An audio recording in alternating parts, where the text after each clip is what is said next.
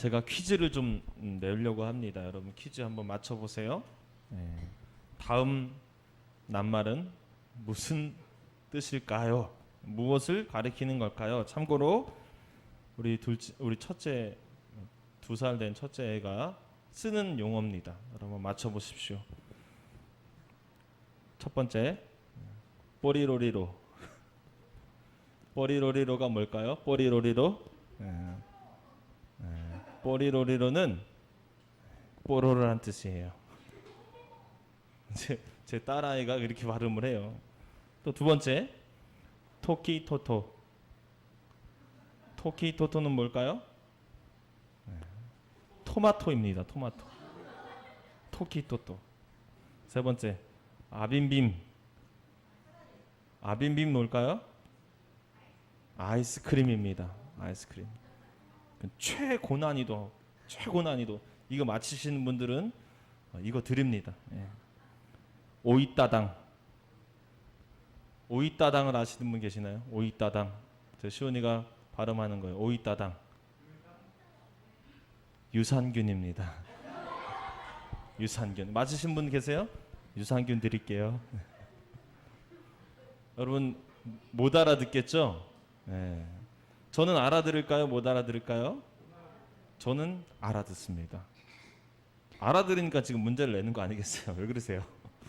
저는 잘 알아듣습니다. 왜냐하면은 왜 그럴까요? 여러분들은 못 알아듣는데 저는 알아들어요. 그 이유는 제가 매일 같이 지내고 그러다 보니까 생활하고 하다 보니까 제 딸 아이의 말이 익숙한 겁니다.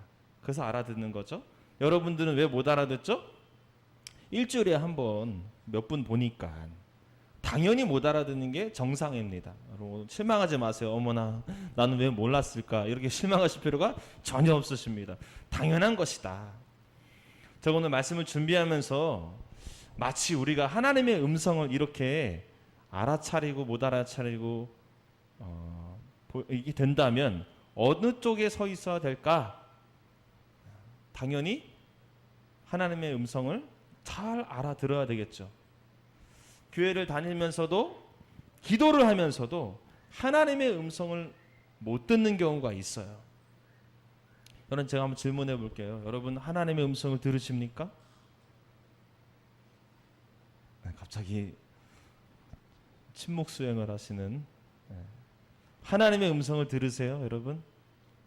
들으십니까? 여러분 하나님의 음성을 들으셔야 돼요. 혹 이렇게 생각하시는 분들 계십니다. 하나님의 음성은 신비한 것이기 때문에 들을 수도 있고 못 들을 수도 있다. 어떤 의미에서 그렇게 말씀하시는지는 이해는 되나 본질적으로는 하나님의 음성을 반드시 들어야 됩니다. 선택사항이 아니에요. 상황 따라 컨디션 따라가 아닙니다. 하나님의 음성은 믿는 자라면 반드시 들어야 되는 것이 맞습니다. 왜 그러는가? 오늘 본문에 그 이유가 등장하고 있어요. 한번 본문 보실까요? 자, 2절에 보면은 어떤 이야기를 하냐면 목자와 양의 이야기를 하고 있어요. 목자 아시죠? 양을 치는 목자. 자, 2절에 보면 문으로 들어가는 이는 양의 목자라. 지금 양의 목자가 우리 안에 들어갔습니다. 문지기는 그를 위하여 문을 열고 문을 열리자 양들이 목자 그의 음성을 듣나니 그가 자기 양의 이름을 각각 불러 인도하여 내느니라. 지금 목자가 양의 이름을 지었나 봐요. 그 양의 이름을 각각 불러서 이리 오라고 하니까 양이 그 음성을 듣고 나오는 겁니다. 4절 보세요. 자기 양을 다 내놓은 후에 앞서가면 양들이 그의 음성을 아는 고로 따라오되 타인의 음성은 알지 못하는 고로 타인을 따르지 아니하고 도리어 도망하느니라. 여기서 목자와 양은 비유로 얘기하는 겁니다. 목자는 예수님이시고 양은 바로 나예요. 우리들입니다. 우리들이 지금 예수님의 양이라는 겁니다. 자, 예수님이 말씀하십니다. 지범아 일로 오렴. 지범아 지금 저걸 선택해야 돼. 지금 이걸 해야 돼. 이거 하면 안 돼. 이렇게 예수님께서 말씀하고 계세요. 그것을 들어야 된다라는 거예요. 못 들으면 굉장히 큰 문제가 있습니다. 1차적으로 양은 실제 양들은 시야가 1m밖에 안 돼요. 그래서 걸어가도 1m면은 지금 이게 1m, 제 손 뻗은 게 1m예요. 막 가는데 이게 지금 늑대 입속으로 들어가고 있는지 낭떠러지로 떨어지려고 가려고 하는지 모르고 그냥 막 살아가는 게 양이에요. 그래서 목자들이 이리 가라 저리 가라 이렇게 목자가 양을 치는 이유가 거기에 있습니다. 양의 목자의 음성을 못 들으면 크게는 생명의 위협까지 오는 겁니다. 또 한 가지는 그 목자의 음성을 알아듣지 타인의 음성을 알아듣지 못해요. 즉 100% 양은 그 목자의 양이라는 거예요. 이걸 우리에게 적용하면 어떻게 됩니까? 우리가 예수님의 양이기 때문에 예수님의 음성을 듣는 것은 당연해야 된다는 거예요. 만약에 여러분들이 예수님의 음성을 우리 주님의 음성을 못 듣는다면 여러분에게 있어서 예수님은 타인인 거예요. 타인의 음성은 알지 못하는 거로 오히려 도망간다. 여러분들이 예수님의 음성을 듣지 못한다는 것은 영적으로 굉장히 큰 문제가 있는 겁니다. 결론, 우리는 예수님의 음성을 반드시 들어야 된다. 저는 다시 한번 여쭤볼게요. 여러분, 주님의 음성을 듣고 계십니까? 아니, 들리십니까? 하나님 음성 듣는 거에 있어서 오해가 두 가지가 있습니다. 첫 번째는 말씀을 안 하신다. 나에게는 말씀을 안 하신다.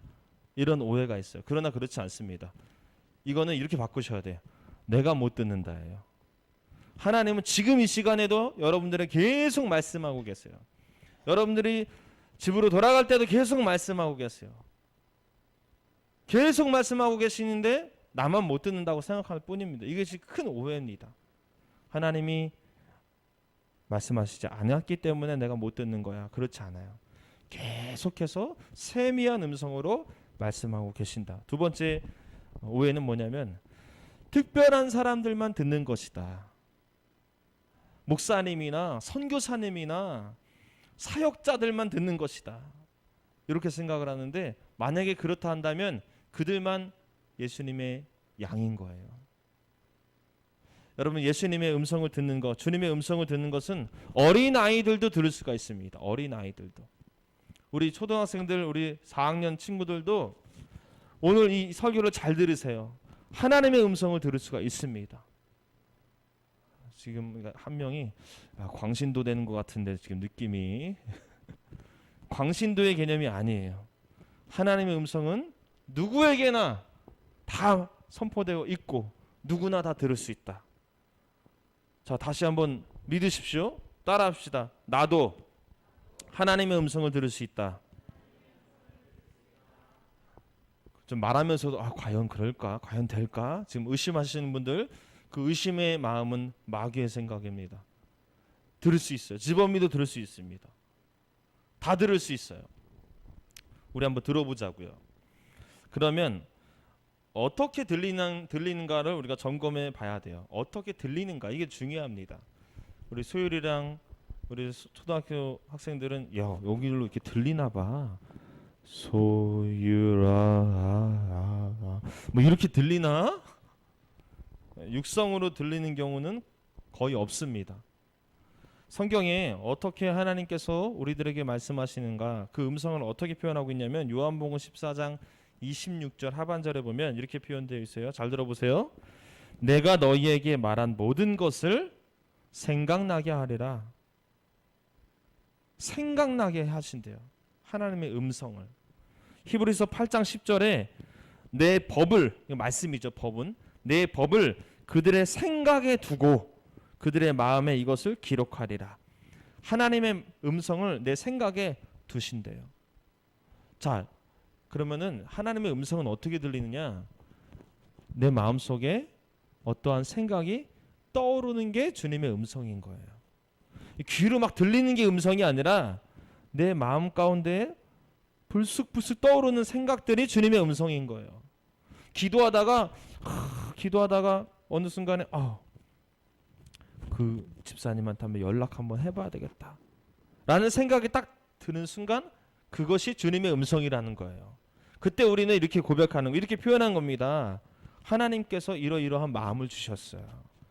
자, 이렇게 표현하시는 분들이 다 주님의 음성을 듣고 계시는 거예요. 저도 얼마 전에 주님의 음성을 들었는데 어떤 음성을 들었냐면 이런 음성을 들었어요. 초등학생들을 만나라. 그래서 바로 만났어요. 그날 만난 거야. 그날 새벽에 기도하다가. 그날 만나서 어떤 일이 벌어졌습니까? 박시영이가 우리 교회에 나오는 일이 일어났어요. 맞아요. 우리 시영이는 그냥 온 게 아닙니다. 하나님께서 제게 음성을 들려주셨고 그 음성에 제가 순종함으로써 나타난 결과예요. 박수 한번 주세요. 네.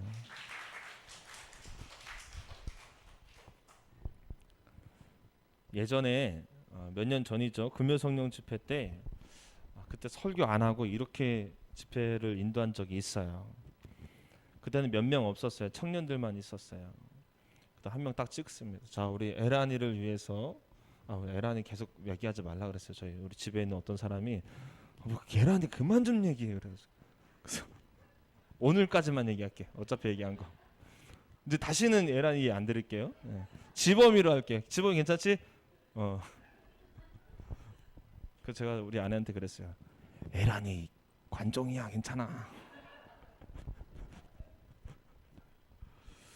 우리 에란이를 딱 두고 자, 우리 같이 에란이에게 주시는 하나님의 마음이 뭔지 들어봅시다 하고 하나님, 에란이를 향한 하나님의 마음이 뭔지 들려주십시오. 저희가 듣겠습니다. 기도하고 음악 틀고 우리 왜 항상 금요 집회 때 마지막에 하는 주님의 음성 듣는 시간 갖잖아요. 그런 식으로 계속 한 5분 정도를 계속 음성 듣는 시간을 가졌어요. 제가 그때 요구합니다. 기도하지 말라고. 기도하는 것 때문에 음성을 못 듣는다는 거죠. 아무것도 하지 마. 그냥 눈만 감고 있어. 하나님이 들려주시면 들으면 돼. 안 들려주신다. 못 듣는 거지만 그러면은 그냥 못 들었다고 하면 돼. 편안하게 하면 된다. 부담 두지 않고 막. 그래서 그렇게 했어요. 그리고 끝나고 나서 한 명씩 어떤 마음을 하나님 주셨니 공유했습니다. 그런데 놀랍게도 퍼즐이 맞춰가는 거예요. 하나의 메시지가 오는 겁니다. 그 당사자가 그리고 내가 이러한 상황이었는데 이렇게 말씀하시는 것 같아요. 그래서 다음 사람 나영이, 자 우리 나영이 위한 하나님의 음성을 들어봅시다 하고 또 5분 정도 그렇게 했어요. 들으면 어떤 이미지가 떠오른 사람이 있었고요. 어떤 그런 마음이 딱 드는 사람이 있었고요. 그것들을 다 종합해 보면 또 하나의 메시지가 또 통일되는 그런 경험들을 해봤습니다. 그 자리에서 음성 못 듣는 사람이 한 사람도 없었어요. 무슨 말이냐면요. 내가 예수 믿겠다고 하는 그 순간부터 하나님께서는 끊임없이 말씀해 주신다는 거예요. 끊임없이. 여러분, 주님의 음성은 지금도 여러분들에게 들려지고 있음을 믿으시기 바랍니다. 여러분들을 사랑하시고 나의 양이기 때문에 끊임없이 말씀하세요. 이렇게 가라 저렇게 가라. 여러분 생각해 보세요. 내가 인생을 살아갈 때 내 생각대로 내 마음대로 살아가는 게 더 행복하겠습니까? 아니면은 하나님께서 이렇게 가라 저렇게 가라 인도하시는 대로 살아가는 게 더 행복하겠습니까? 당연히 인도하신 대로 가는 게 행복하겠죠. 그러기 위해서는 우리가 더 주님의 음성을 잘 들어야 된다. 따라해 볼까요? 듣는 것은 당연하고 잘 들어야 된다. 다시 한번 뚜렷하게 들어야 된다. 어떻게 하면 우리가 뚜렷하게 들을 수 있을까요? 이거는 저도 숙제예요. 저도 숙제. 더 뚜렷하게 듣고 싶은 거예요. 더 뚜렷하고 매일 듣고 싶은 거예요. 아니 눈만 감고 주님의 이름을 부르는 그 순간, 예수님 하고 부르는 순간 뚜렷하게 듣고 싶은 거예요. 그 뚜렷하게 들을 수 있는 힌트를 여러분들에게 지금 말씀드립니다. 오늘 본문 5절 말씀을 메시지 성경으로 읽어드리면 이렇게 표현하고 있어요. 한번 들어보세요. 조금 쉬운 성경, 쉽게 번역된 성경입니다. 양들은 낯선 사람의 음성은 따르지 않고 오히려 뿔뿔이 흩어진다. 낯선 자의 목소리에는 익숙하지 않기 때문이다. 어디에 포인트가 있냐면은 익숙함이에요. 낯설면 안 듣는 거예요. 아니면 못 듣는 거예요. 안 들리는 거예요. 낯서니까. 그러나 익숙하면 잘 들리는 거예요. 제가 시온이랑 저희 딸이랑 익숙하기 때문에 그 단어가 들리는 겁니다. 그 상황에 따라서. 상대적으로 여러분들은 익숙하지 않기 때문에 안 들렸을 뿐인 거예요. 마찬가지입니다. 우리가 하나님께 익숙하면, 우리가 성령님께 익숙하면 그 주님의 음성이 더 잘 들린다는 거예요. 뚜렷하게 들린다는 거예요. 다시 말씀드립니다. 들리는 건 당연하고 들어야 되는 건 당연하고 어떻게 하면 뚜렷하게 들을 수 있을까? 익숙해져야 돼요. 하나님에게 익숙해져야 돼요. 이 교회에 익숙해지셔야 돼요. 기도 드리는 것, 예배 드리는 것이 익숙해지셔야 돼요. 여러분, 우리가 매주마다 이렇게 와가지고 예배 드리는 것이 굉장한 능력입니다. 익숙함의 능력이에요. 익숙하면 들리는 거예요. 여러분, 이 예배를 허투루 여기시면 안 돼요. 기도회를 허투루 여기시면 안 돼요. 말씀 한 절 한 절 보는 것을 허투루 여기시면 안 돼요. 여러분들이 집에 가서 말씀 한 절 읽는 것이 하나님의 음성이 뚜렷하게 열리는 한 스텝이에요. 길입니다. 통로입니다. 매주 드리는 예배, 매일 나오는 새벽 기도, 그렇지 않아요. 그 기도가 쌓이고 말씀이 쌓이고 예배가 쌓이는 순간 점점 나도 모르게 이 영이 열리고 하나님의 음성이 더 뚜렷하게 잘 들린다는 거예요.